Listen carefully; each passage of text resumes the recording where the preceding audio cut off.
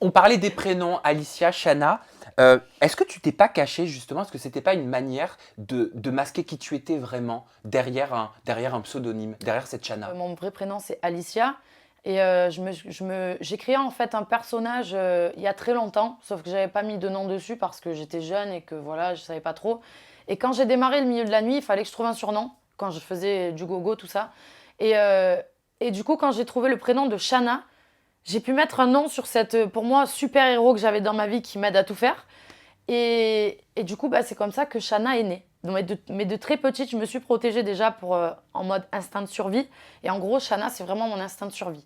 C'est quand je dois me défendre, quand je dois faire plein de choses, bah, c'est bizarre, c'est moi, mais c'est pas celle qui est à l'intérieur en fait. C'est quoi la plus grande différence entre Shana et Alicia? Bah, en fait, il faut savoir que Alicia, c'est déjà une fille qui est timide, qui est sensible, très très sensible, très émotive. Euh, Vraiment réservée en fait, beaucoup réservée, qui est en mode. Et la différence, c'est que Shana, ben, en fait, heureusement que j'ai créé ce personnage parce que je serais pas là aujourd'hui en fait. Je serais pas là, je n'aurais pas fait tout ce que j'ai fait. T'aurais pas fait de télé en tant qu'Alicia? Ah non, jamais de la vie. Jamais de la vie. C'est dur d'être soi? C'est dur de se Ouais, montrer tel qu'on est? C'est dur de... ouais, parce que j'ai tellement souffert en fait justement avec Alicia que bah du coup c'est pas possible pour moi. En fait, je suis quelqu'un qui est vraiment trop gentil, donc c'est comme un petit oiseau qui va se faire bouffer, tu vois ou pas?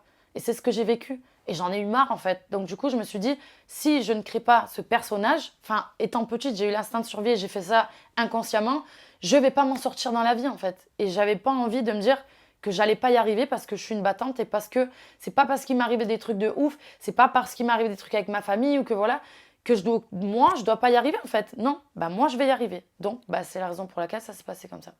Tu redoutais de parler de toi dans la Villa des Cœurs Brisés 5? Tu redoutais de montrer Alicia? Alors je redoutais pas, au contraire, j'avais vraiment envie de le faire. J'avais vraiment envie de le faire parce que ok, on reçoit des commentaires négatifs, ok, on reçoit des trucs, on dit que ça touche pas, ça touche un petit peu, mais en fait, clairement, j'en avais marre de recevoir des trucs et que les gens ne sachent pas réellement qui y a derrière, en fait. Qui est cette personne qui est trop gentille, qui s'est fait bouffer, qui fait que pleurer parce qu'elle est triste. Et en fait, voilà, je me suis dit, en fait, c'est très bien et j'avais vraiment envie de le faire. C'est pour ça que premier épisode, je démarre en disant, je vais commencer par le début. Mon vrai prénom, c'est Alicia parce que ça part de là, en fait. Pourquoi tu faisais que pleurer? Pourquoi t'as traversé une période de dépression? Est-ce que c'est pas ton passé qui ressurgit Si, maintenant que t'es une femme? bien sûr, c'est ça. En fait, il faut savoir que ce que j'ai compris, euh, déjà, j'ai dû prendre une coach comme Lucie à Miami pour m'aider parce que j'en pouvais plus. Parce que j'étais une femme de 31 ans, 32 ans qui pleurait comme une enfant. Quand elle pleurait, elle avait mal. Et je me suis dit, mais à un moment donné, meuf, c'est pas possible. C'est bien beau d'avoir Shana. C'est bien beau de. Et j'en avais même pas pris conscience, en fait, si tu veux, que je me cachais derrière Shana. J'ai compris tout ça justement en ayant cette coach. Et je recommande vraiment aux gens qui ont des. Je vais pas dire que c'est des problèmes psychologiques, c'est en fait on est tous avec une histoire et en fait on va marcher avec cette histoire Ah et oui. ces casseroles sur le dos toute notre vie.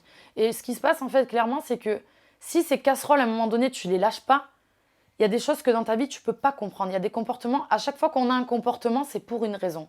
Quelqu'un qui va être jaloux c'est pour une raison parce qu'il lui est arrivé des choses. Quelqu'un qui va être triste ou qui va être aigri c'est pour une raison. Il y a des gens qui sont pas heureux, il y a certaines raisons et moi j'en avais marre en fait d'avoir tant de questions, de me dire mais pourquoi en fait je suis comme ça alors que je suis une fille qui est très pétillante, mais quand je suis down, genre quand je suis en bas, mais c'est une catastrophe, je suis vraiment en bas, donc il faut que j'arrive à comprendre ça. Et donc j'ai pris cette coach qui m'a beaucoup aidée, ça fait presque un an maintenant que je la vois, et grâce à ça, bah, j'ai pu comprendre qu'en fait je me cachais derrière Shana, et j'ai compris beaucoup de choses, pourquoi je pleurais aussi fort, pourquoi... Parce qu'en fait, j'ai vécu beaucoup de choses dans mon enfance. Et en fait, le problème, c'est qu'on les encaisse, on les encaisse, on les encaisse, on les encaisse.